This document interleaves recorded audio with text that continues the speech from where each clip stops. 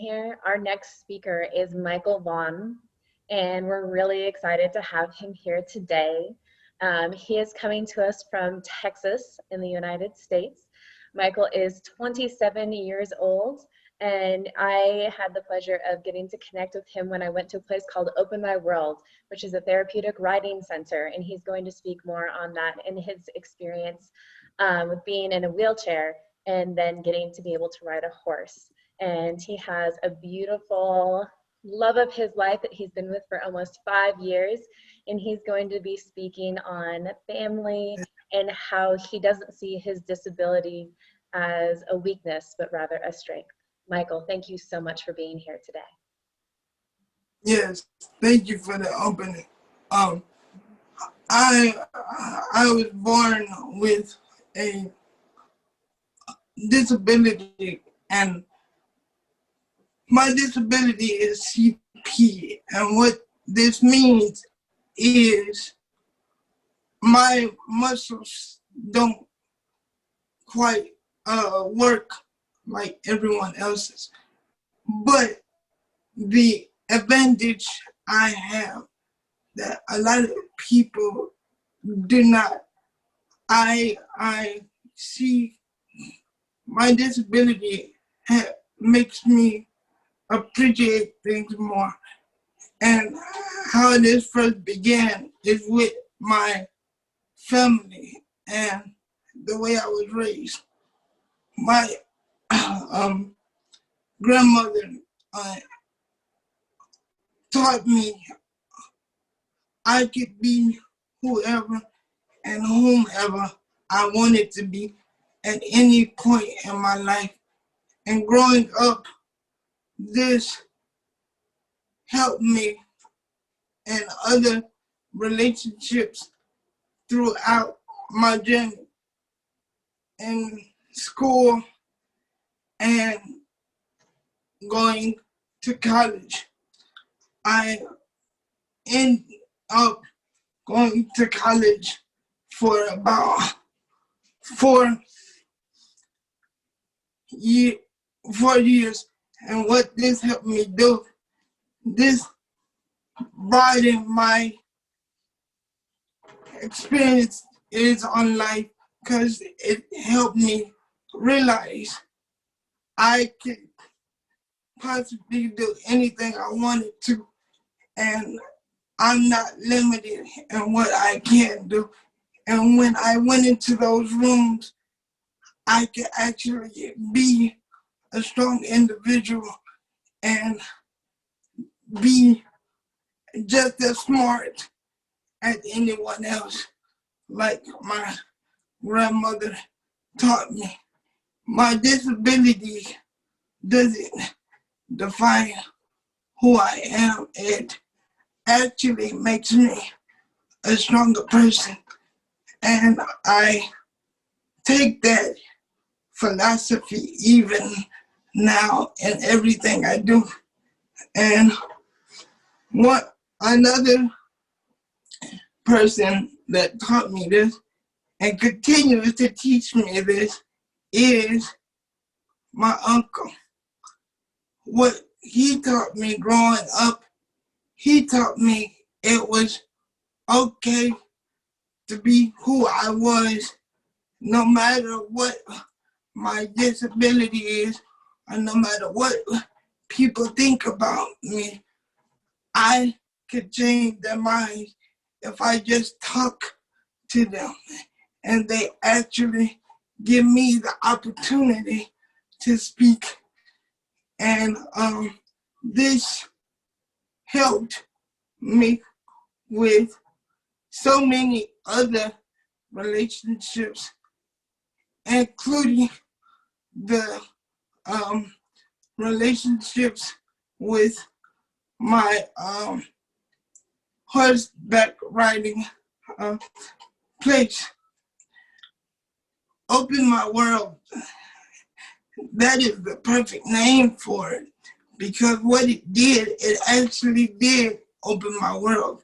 I've been going there for about 8 years. And what this place has helped me see and do is so much. When I ride a horse, I feel like I could do anything I put my mind to. Because when I get on that horse, there's no challenge I don't want to meet and I don't want to do. And I have to do those challenges to the best of my ability. And I have taken this philosophy they teach me every week, and I put that into my intimate relationship. I had to, because that made me learn I have to be open and welcoming to any challenge that we face. I have to try to take it head on and try to attack it, because my style of loving someone has to be different than the other person, because I can't physically move like anyone else. I have to do things differently. For example, I have to use my voice and my words. So I have to let this person know how much I'm there for them, no matter what in this world. You are the most important thing to me in this world. And with that, I have to continue to express these feelings in the best way I know how, to let her know I will always be there for you, and I will always support what you want to do in your life, no matter what it is. And I've done that to the best of my ability, although I have a disability. Over the last almost 5 years, I continue to remind her how important she is to me, because I feel like if I don't, she will forget what she means to me in my life. But I would also taught this by the women I grew up around.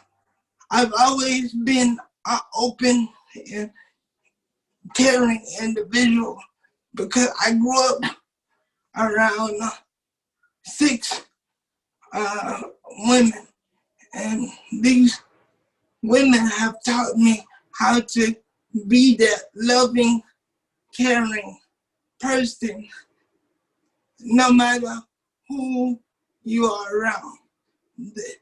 You men have to be more open, not only with women, but themselves.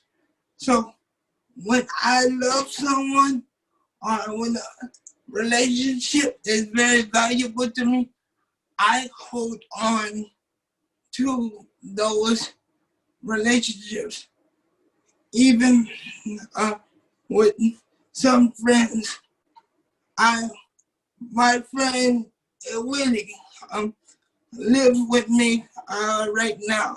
We've lived together for 5 years now. Willie, Willie, Willie, can you come and help me? Michael, we can still hear you, buddy. You can keep talking, and then Willie can come and fix the video. I want to see you. I'm sorry, but these relationships and what Willie's done for me in my life. When he came here, he opened my world by helping me with the relationships in my life, because he made it possible for me to be able to go over my girlfriend's house when I needed to. He helped me get ready for dates when I needed to. He helped me just do everything I needed to do. He helped me with. So I owe a lot to him, helping me with not only my personal relationships, but with relationships in general, because with him I could go anywhere I want, see whoever I want, at any point in time. I could do what I want because I have people and family in my life that don't see me as disabled. They see me as a regular person. So therefore, I see myself as a regular person. I absolutely love horseback riding because what it does, it challenges me in ways I never thought, and it helps me make connections with people that I never thought I would make connections with in this life.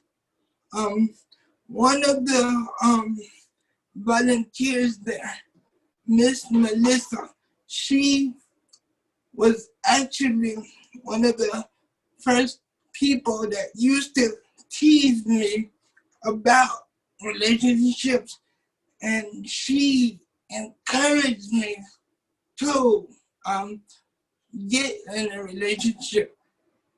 I didn't get in. I didn't. Okay, hold on, because your phone about to. Your phone die. I did not get into. Hold on, Terrain. A relationship until I left college, and Miss Melissa would always ask me, when am I gonna get in one? She always wanted this because she always wanted me to be as powerful as I could be. So I took these thoughts and I applied it. We got trouble. I could remember the date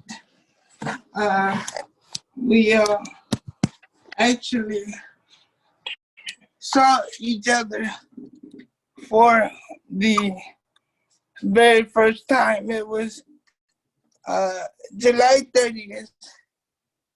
We met, and I picked her up, and I that was the most nervous I've ever been in my entire life. Tell him, hold on, because we're trying to fix your phone. It's charging. His phone about to die, and I apologize to the room. But I can remember just being a nervous wreck in the front seat, not knowing what to say and what to do and how to say it. I've always been a person that likes to talk. That moment, I literally had no words. I could not speak until we got to the restaurant. Is when my nerves calmed down and I can actually speak, because I had never been in a situation like that before. But after that day, all of that turned around. I could remember listening to Taylor Swift for the first time, and I remember doing it so much. Willie got so annoyed at me because I would play it so much, but that it connected me to her in a way that I had never connected with anyone, because her love for Taylor Swift, oh my God, it's out of this world. And what I actually did when we first got together, I actually ended up taking her to a Taylor Swift concert in Austin, and it was about 80,000 people there that night. It was cold that night too, and she performed for about an hour and a half. And this situation, I had never seen her in this way before. She was completely gone for that hour and a half, but it brought her so much joy, and I felt like she would never forget that in her life. So I had to give her that experience, because I felt like I saw her fandom so much that I just wanted to be a part of it. And I'm still glad I did that that night. It was one of the greatest nights of my life. And I will never forget it, because the joy she had on her face. But these lessons and horseback riding have taught me so much about the person and who I am. Is incredible. Cerebral palsy isn't something I look down upon. It is something that I want to tell people: don't feel sorry for me when you see me. Just get a chance to know me, because once you get a chance to know me, you will be glad that you actually talked to me, because I'm one of the most loving, outgoing people you will ever meet in this life. And I truly, care for people on a different level, because I feel like I have to have that personal connection with people because they have to take care of me.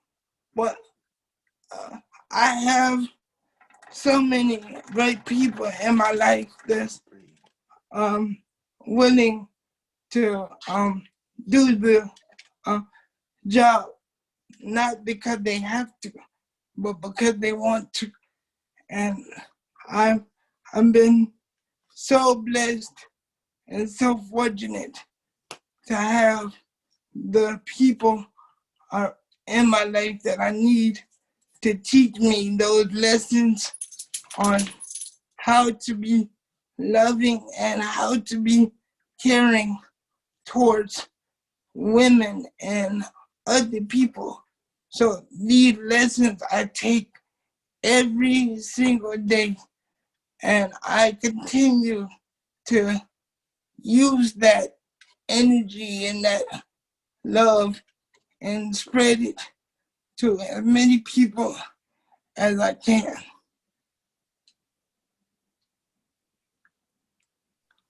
That's beautiful, Michael. Thank you so much for those really powerful messages.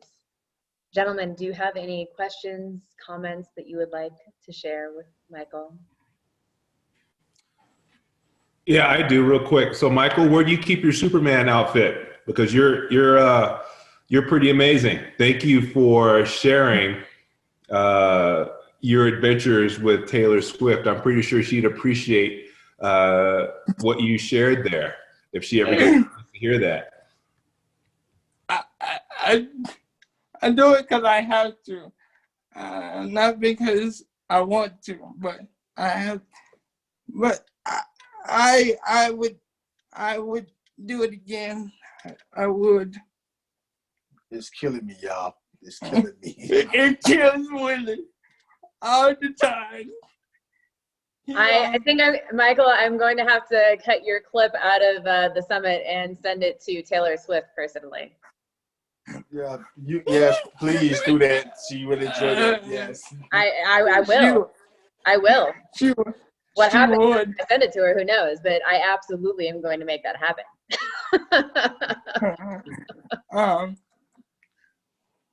I can tell you this. I know who I would use a punch from, that's for sure. Because when I tell you guys she absolutely loves her, that is an understatement. She has pictures, photos, posters, everything. When I first went to her house, I was amazed. Like, you're like, that's amazing wallpaper you have there. I'm gonna. When we were at the restaurant, one of the first things she said to me, and this I would never forget. She looked at me and she said, "If you don't like Taylor Swift, we can't get along." I did not know how serious that statement was until I went to her house and saw she has every album, every poster, everything. I've never seen anything like it, but I will never regret that decision in my life. That's beautiful, Michael. Greg, I know you had written something really beautiful to Michael, but I'm not sure he saw it. Would you like to share? Yeah, we didn't get a chance to see it. Yeah, absolutely. I wrote something along the lines of embodiment of your freedom, brother. Just what you're showing me, and it's more than what you're saying, but what I'm feeling from you is just like an embodiment of freedom, is like coming into this wholeness within ourselves. And you know, your message and what you stand for and what you're embodying is just so inspiring. Yeah, it really, you know, what you're going for in your life and what you're choosing to be, what you're choosing of your experience of this life is profound. not letting anything hold you back, doing your thing, owning your worth. It's just next level, brother. So yeah, I wish you all the best, and just like keep sharing your message, man. There's a lot of people that need to hear it, and I really feel it will snap people out of their spell of not being empowered. You owning your stuff and doing what you're doing is a really powerful legacy, brother. And I'm going to tell you, that whole empowerment thing comes from my family. Because without them, I wouldn't be able to be the person I am. But when I was a very young boy, my family explained to me what I had and what I have. And I learned to embrace that anywhere I went. And I still do that. I don't see my CP as a ailment. I see it as a strength, because that's what it is. I'm able to talk to people and tell people what my life is like. If you think your life is hard, my life is even harder. But I take it as a challenge and I accept it, and I use it as a success story more than I do as a weakness, because I am a success story. I wasn't supposed to be able to talk. That's what the doctors told my family. I wasn't supposed to be able to speak. But as you can see today, I speak very well. Yeah, stop talking since he been talking. So y'all can tell the doctors are wrong about that one. God blessed me with a voice and a mind that you would not believe. And so any challenge I face is a success to me. It's not something I take lightly. I enjoy my life, and I love the people in my life, because the doctors were wrong. I'm very blessed and very grateful for what I have. So that's the way I see it, and that's the way it is. It's beautiful, Michael. Thank you so much. Michael, thank you for sharing your story. Like I said, I don't think I introduced myself. My name is Andres Valencia. I spoke yesterday, and in your story, there's a sentence that stood out to me, which is, "Don't feel bad for me, just get the chance to get to know me." And I so appreciated that perspective, both for the individual that you are, but I also see that as an invitation. There's a lot happening in the world where we seem to be opposite to each other, and what would happen if we actually open up with that curiosity that you invited. Yes, sir. It's a powerful Yeah. message, and I want to thank you for that. And that, I'm glad you saw it that way, because that's how I intended it. Because what I realized is a lot of people this day and age don't give people a chance to get to know them. They automatically assume a person is a certain way, so they don't take the time to talk to them. They assume something before they actually speak to them.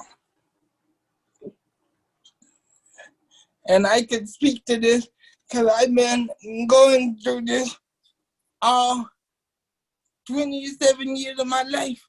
But I learned when people speak to me, they become very good friends to me after I talk to them.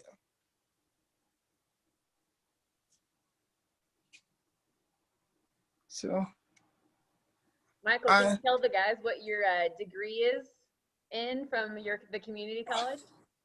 Oh yeah, I actually have a communication degree, and I graduated with a 3.5 actually. So I'm doing what I want to be today, which is a motivational speaker. That's why I was so happy to sign up for this. And I told Miss Alicia, and I know she remembers, I thanked her when we first talked because I have always wanted a platform like this to tell people my story and about myself, because people automatically assume something about me when they first see me. They don't give me a chance to express myself. They either talk to me and baby talk, or they either talk over me or to the person I'm with. And I want to teach people to talk to me, not to the person I'm with or to baby talk me. So you guys have really done a great job today. I've enjoyed this very much. You have no idea. Thank you, Michael. Well, thank you for sharing. It's been really good. The pleasure was all mine. It was. I prepared for this for like 2 weeks. I just got done watching TED Talks about masculinity, so it helped me formulate my speech even more.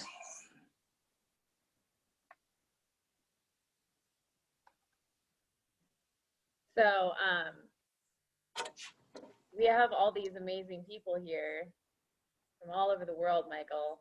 And we've got Greg in Australia. Neil spoke on our last summit. He's actually a movie producer in Hollywood and a screenwriter and does a bunch of cool stuff there. And Wow. yeah. James is a famous person in Canada from TV. And Jake is an incredible human being who actually the summit started because of him. He's a former Marine, and he'll be working with horses here in a little bit, so hopefully you can stick around. And Okay. And Andreas is an amazing coach, and he gets to go all over the place. He's in Chicago right now. He was actually down in Austin just a minute ago. And Solomon is over in California still, and you got to hear his incredible speech. Yes. He started as a and so Michael, it truly was. And Calvin is speaking next, and he has actually he's an amazing human being with Exodus Adventures, and he's also been on TV as the one-man army. And so you're in good company with incredibly good human beings, not only just because of their resumes, but also because of their hearts. And I'm really grateful to have you get to be held up in that space of epic speakers inspirationally around the world, because you now, my friend, are an international inspirational speaker. Thank you. Thank you very much. I'm very honored to be here. I think, Michael, if I may be so bold, I would say that it is an honor to have you from all of us here on this panel, to hear you share and speak from your heart. It's extremely important to hear you and to see you show up the way that you do, that inspires us and will inspire other people as well. So thank you. Oh, yes, sir.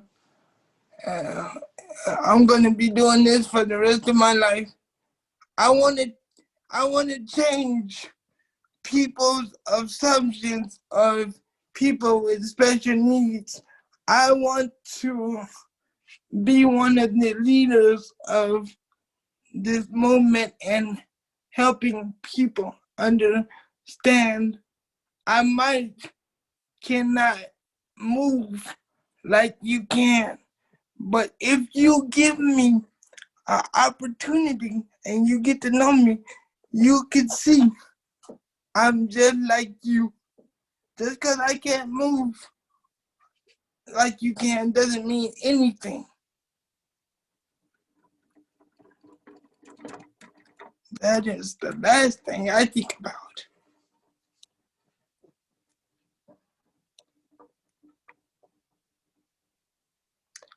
Wait. It's still there. That is incredibly beautiful. Thank you so much, Michael. We have some time left, gentlemen. If any of you would like to ask questions of Michael, and Michael, if there's anything else that you would like to share, the floor is still yours.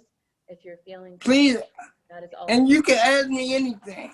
Ask him anything, gentlemen. He opened it up. He wants you to ask. Push it. I have a question. It's a little off the beaten path, but just out of curiosity, what, outside of this wonderful lifetime goal that you have set, which is just incredible and very admirable. What are some of your hobbies? What do you like to do in your free time? Like for me, I love Dungeons and Dragons and comic books. What are some of your hobbies? That is an easy question to answer, sir. I love several things. I love music. I love sports. I'm a huge Eagles fan. Huge Eagles fan.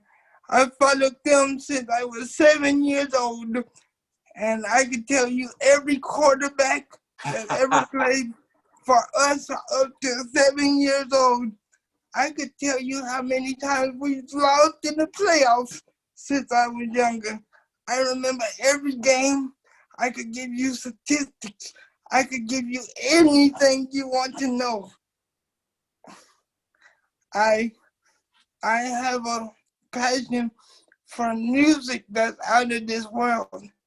One of my favorite artists now and today's music is Kendrick Lamar, and I used him as motivation today before I got on here, because what he speaks to is sort of my movement for disabled people, because he's fighting for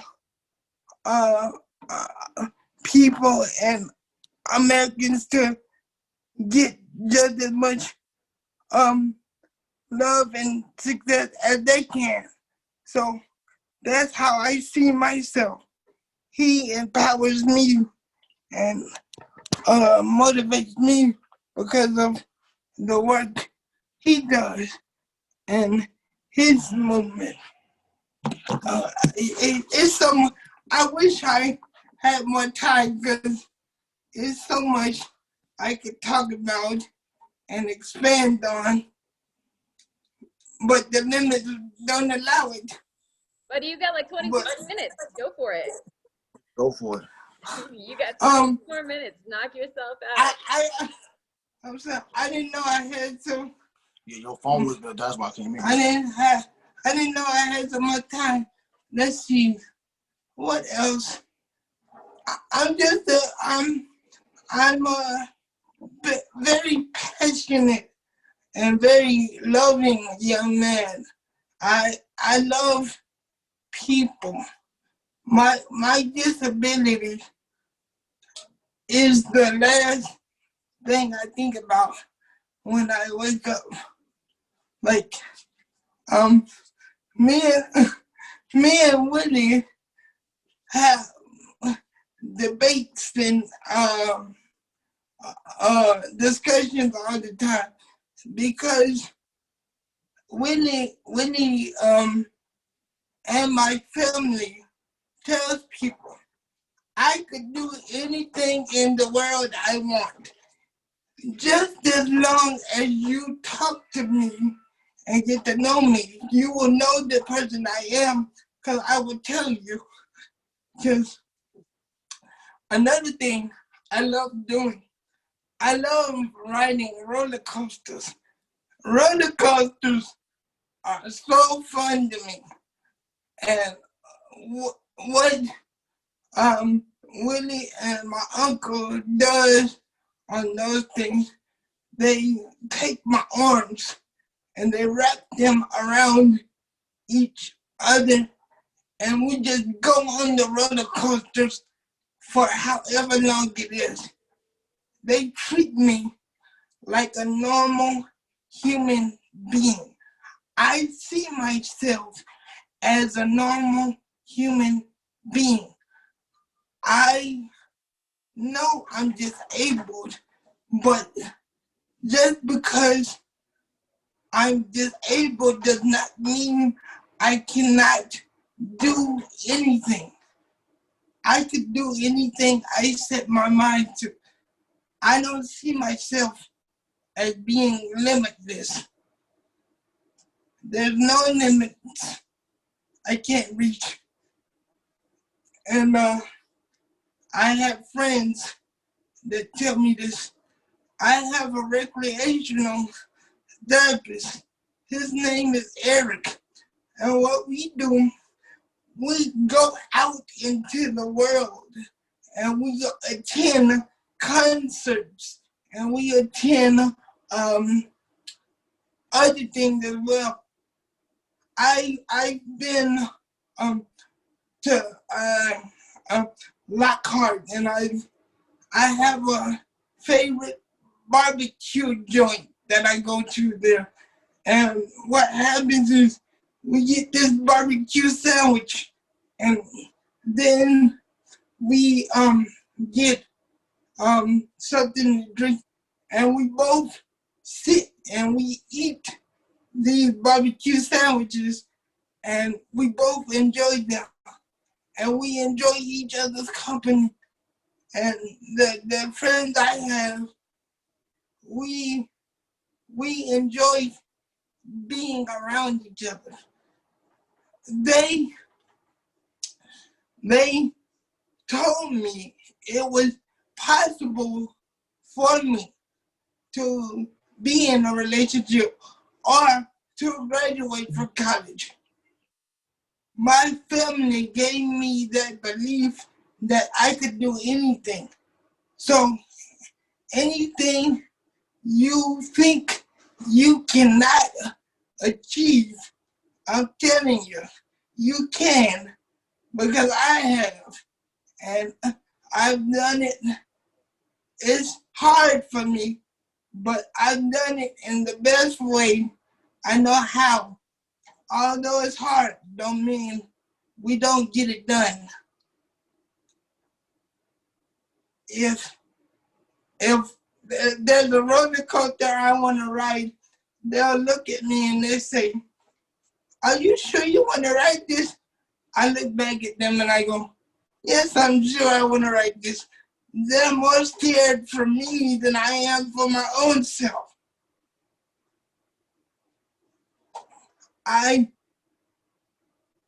Cerebral palsy is just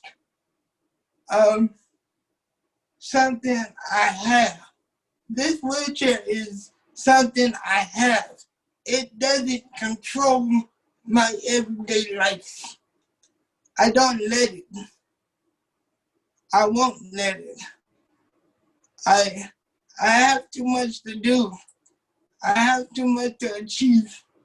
There's too many people I want to impact.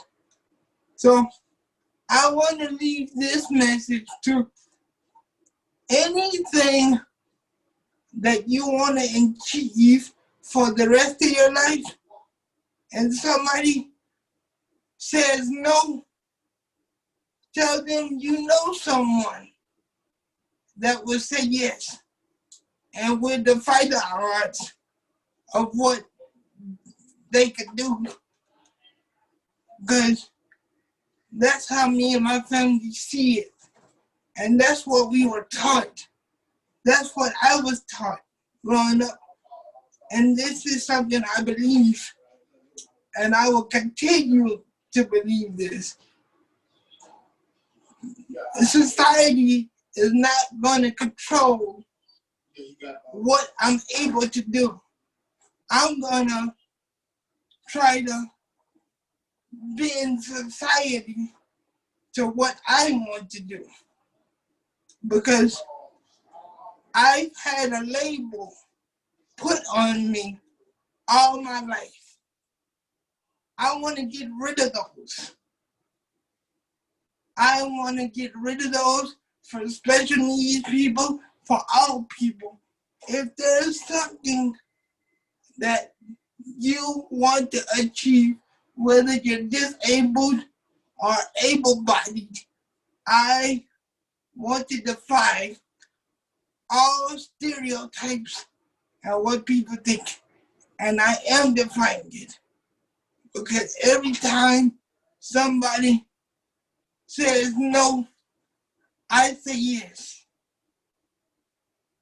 Some people never thought I would have a girlfriend.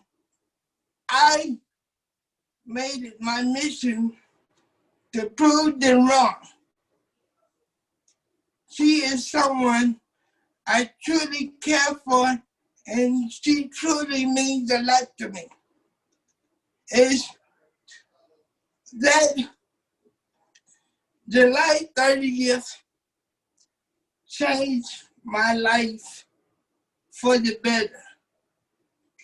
What she's taught me throughout this relationship, she taught me I could achieve any and everything I think is possible.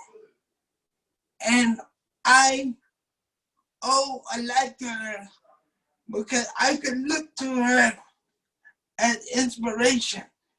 I don't know if you guys can see, but she is directly behind me.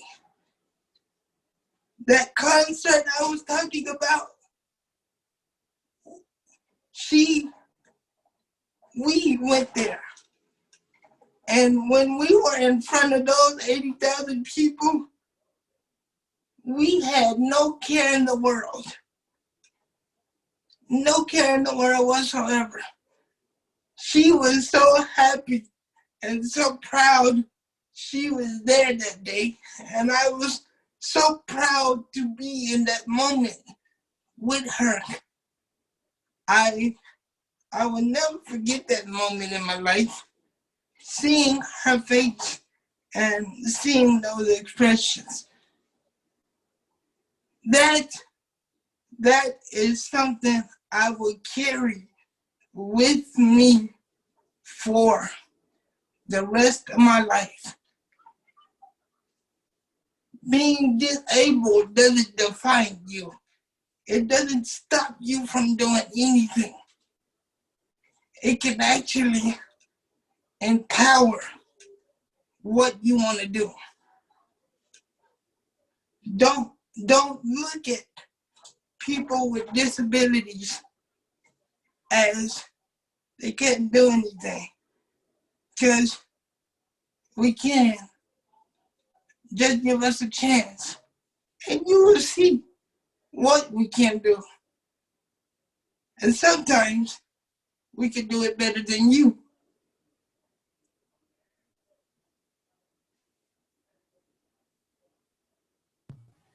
Hear, hear, Michael. Thank you so much for sharing that. As you were talking, I have to ask this. What is your favorite roller coaster? You got to share. What you got? Dr. Doom. And where's that one at? It's in, I believe they have one in Florida and one in Dallas, if I'm not mistaken.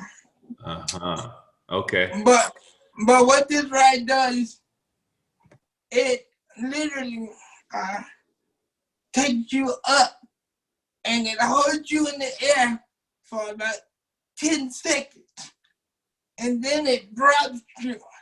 And once it drops you, oh my God, that adrenaline rush is incredible.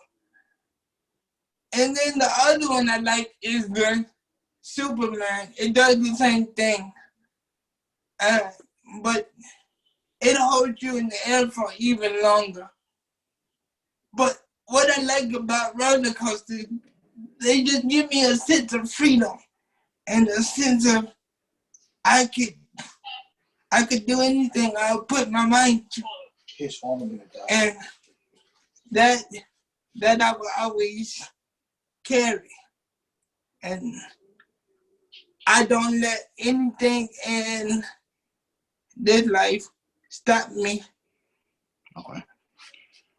at all. What? And I figured out I could ride roller coasters at the age of 13 because it was actually my birthday. And it was my birthday, and all of the able-bodied family members went to go ride rides, and I got left with my sisters. But something hit me at that moment, and I said, wait a minute, why y'all leaving me with the girls and I'm not going with y'all? So ever since that moment, I've been riding with my friends ever since that day. I took my grandmother on my on the Superman that I was telling you about. She didn't ride no more roller coasters with me after that. She handed me off to my brothers after that because she was like, I can't deal with you. You got an adrenaline rush I'm not ready for. So you go with them. I pass up on this. That's super funny. Michael, I remember we talked one time and you told me that one day you wanted to have your own horse. Oh yeah. Oh yes. This is still a dream. When I make enough money, which I'm working on that as we speak. I want to own my own ranch with my own breed of horses because I love it so much. Horseback riding and open my world, you guys. It's such, I love those people so much. They are family to me, and I will always be grateful for them. It's so many people I could name. I wish I had an abundance of time, but the lessons they taught me through horseback riding, they're part of the reason why I am the way I am as well. Because the challenges they give me every single week, I go there. They come up with something new, and I never know what we're going to do. And they always encourage me to be who I am and remain that person no matter who I'm around or what situation I'm in. And I will always love them for that. They are some of my biggest supporters. Along with my family and my recreational therapist, it's a whole bunch of supportive people in my life that tell me I could do anything I want to do in my life. They don't see me as disabled. They see me as a regular human being. That's beautiful. Oh man, Michael, I got to tell you, coming from the perspective of somebody who works as an equine specialist and has worked with, It's very nice to meet you. It's so validating and so heartwarming to hear you talk about it in that context. I've worked with a couple of clients in the past with CP. I don't work with any kind of physical therapy now, just in mental health and equine assisted learning. But man, that's I'm sitting here just I got tears in my eyes and my heart's thumping. I got to ask you from the perspective of somebody that's receiving such a benefit from it. What's the biggest takeaway from you? Is it, we talk so much about the biopsychosocial benefit of it. Is there any one aspect of that, the body, the mind, the spirit, that you get a big takeaway, or is it the whole package for you? It's everything, man. I'm going to tell you a quick story. Please do. Because it goes like this, man. And Willie could have tested I'm this. teary-eyed here. Willie could have tested this. Because what it is I get up 30 minutes early sometimes just to get ready to go out there. And sometimes he would tell me, man, what are you doing up? You're supposed to be asleep for like another 20 minutes. What are you doing? And it gives me such a sense of empowerment because they do not baby me. They treat me like a human being, and they always have. Our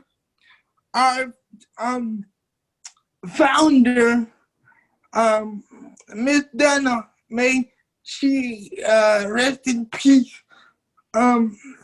What she always used to do, she always used to come up with challenges and things for me to do, but she made me have to go and get them and have to do the task. She didn't make it easy for me. She wanted to make it as hard as she could. And boy, she did that every week for 3 years. Oh my God. She worked me out for 3 years. What she used to do, she knew one of my favorite candies in the world was Reese's Pieces. So what she would do was she would take my Reese's Pieces things and hide them all over the range. And I would have to go and find them and get them out of mailboxes or reach up in a tree to get them. And after doing that for 1 hour, I would be tired. She would drive me crazy, but I enjoyed every minute of it. And what I love, although she's gone now, it seems like all of her volunteers, they embody that same message.